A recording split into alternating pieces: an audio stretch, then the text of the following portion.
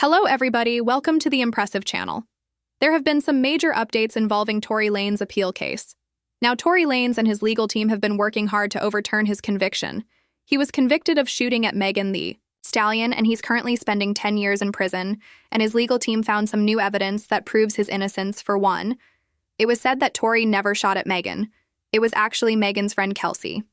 I have said in my previous videos that there has always been speculation that it was really Kelsey who shot at Megan, because Kelsey was mad when she found out that Megan was sleeping with Tory behind her back. They were fighting that night, and the fight led to shots being fired. And the independent witness who saw what happened, named Sean Kelly, did say that he saw Kelsey shoot, but later on he said it was Tory who shot.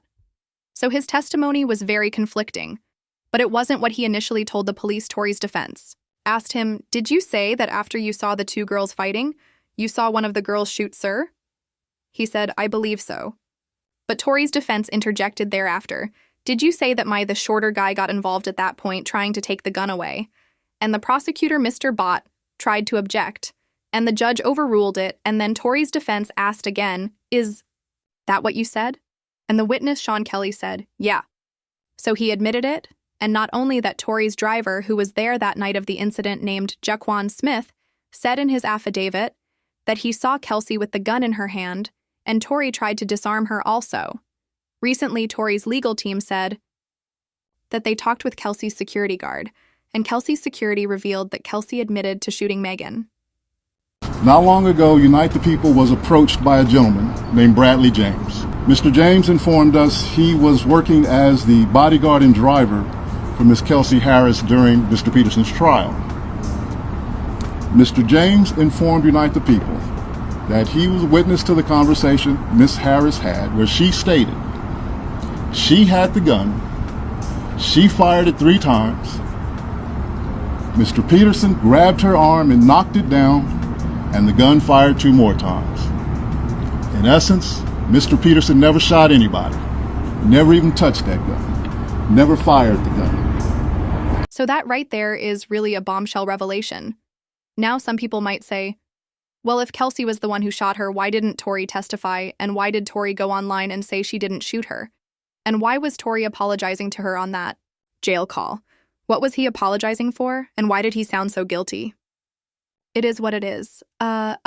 Regardless if I get out of here today or not, bro, I just want to let y'all know, bro. I'm sorry, bro, like I never did that. If I wasn't that drunk, bro, like you feel me? Tory also apologized to Megan and said he was sorry, and said he was just too drunk now. Tory never specified what he was apologizing for, but he later on came out and said, "Good D had me effing 2 best friends and I got caught. That's what I apologized for. It's sick how you spun it though." And that's what he was saying in response to Megan. Also, there was evidence sent to the court where Kelsey texted Megan's bodyguard and said, "Help, Tory shot Meg." So obviously with this evidence, they were able to pin the crime on Tory.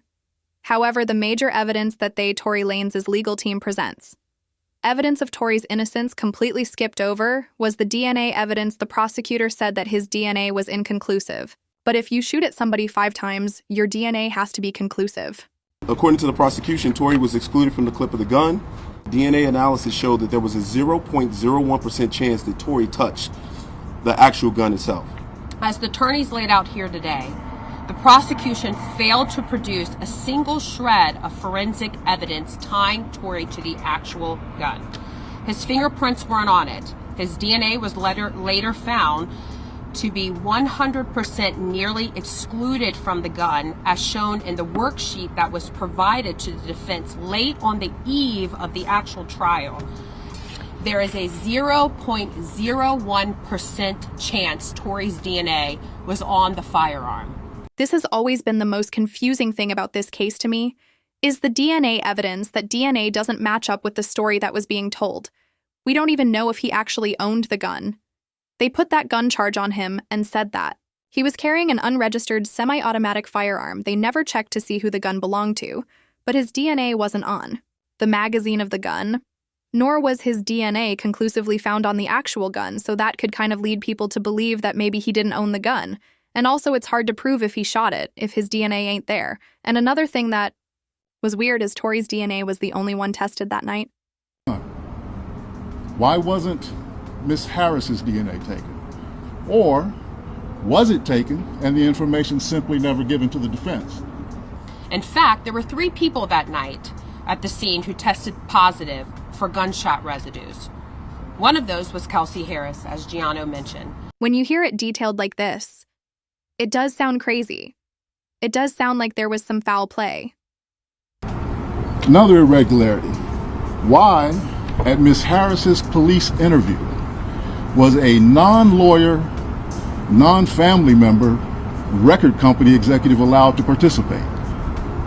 The investigation itself was a disaster. Bullet fragments disappeared. The gun's serial number was sealed. A move that blocked the defense from investigating ownership. Police failed to follow standard procedures. Why? Didn't mark shell casings on the road and didn't test others involved that night with DNA. This wasn't justice. It was a rush to judgment. The prosecution knew the case was thin. So what did they do? They tacked on gun enhancements, just like they spoke about. I actually think Kelsey got immunity after she gave the prosecutors that private interview and told them what they wanted to hear for the case. But when she got on the stand, she acted dumb. She acted like she didn't know what happened that night. Also, in my op-ed, Kelsey Harris pleading the Fifth Amendment. She wasn't accused of anything by Megan Pete or the police, and to my knowledge, she wasn't under any investigation. So why plead the Fifth? What also shocked me is the prosecution gave her immunity. For what? What did she do? Is there an allegation of her doing something? I'm telling y'all, this whole thing is very weird. It's very, very weird. And what's interesting is, right before these new developments were to come out all of a sudden, Tory got stabbed 14 times. But what really shocked me about it is if my best friend was shot maliciously by someone just 2 to 3 hours before, I wouldn't have answered the call, or if I did, I wouldn't calmly have a conversation with the individual of it. And more importantly, I would never have given you my current location out of fear of you finishing the job. So Tory's team is really urging the governor, Gavin Newsom, to allow Tory out while this appeal is being processed because Tory's life is clearly in danger right now, and he's sitting behind bars for 10 years for a crime that he possibly did not commit, but his team needs to submit all of their evidence for this to really stick, and even then, I don't even know if that's going to be enough. Honestly, at this point, I want to see the video. I want to see what happened with my own eyes. I feel like there is a video out there, but I think it's being suppressed because it will reveal the truth. And who knows, it just might reveal that Tory is innocent.